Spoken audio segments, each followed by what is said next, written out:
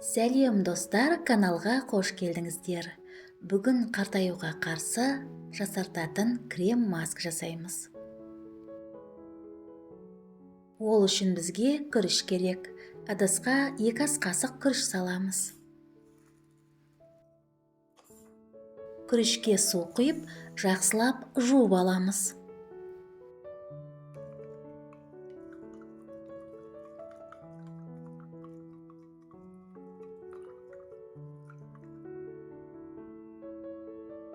Жуып тазаланған күрішке 250 мг су құйып, бетін жауып, 5-6 сағатқа жібітіп қоямыз.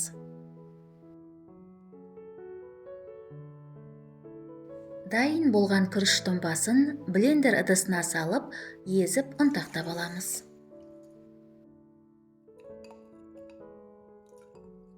Күріш тітіркенген теріні ылғалдандырып, тыныштандырады. Және де күріш теріні терең тазартады. Теріге серпімдік беріп, нәрлендіреді. Әжімдерді тегістейді.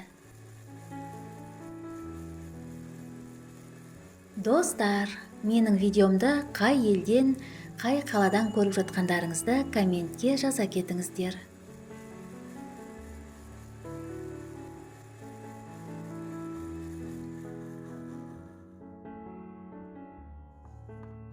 Езілген күріш суын сүзгіден өткізіп аламыз.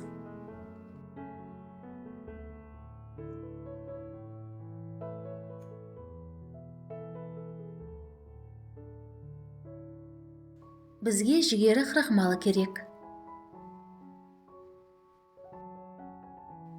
Күріш суына 1 ас қасық жүгері крахмалын салып, жақсылап араластырамыз.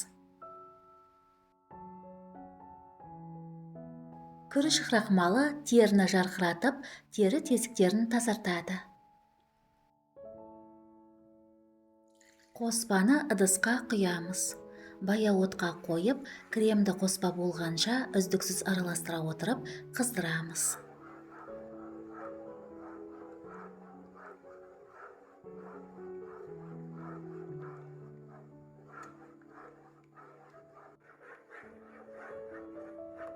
Дайын болған маска негізін оттан алып, сәл суытып, ыдысқа құйып аламыз.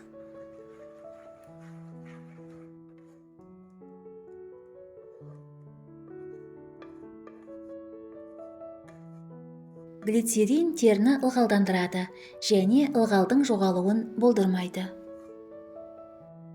Кремнің әсері күшею үшін 1 шай қасық глицерин қосамыз.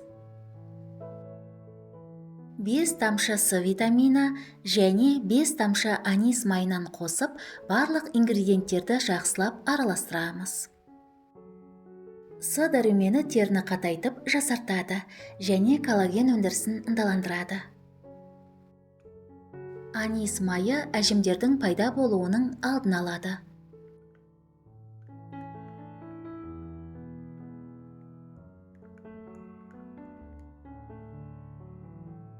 Дайын болған масканы шыны ыдысқа құйып, тоңазытқышта 10 күнге дейін сақтай аламыз.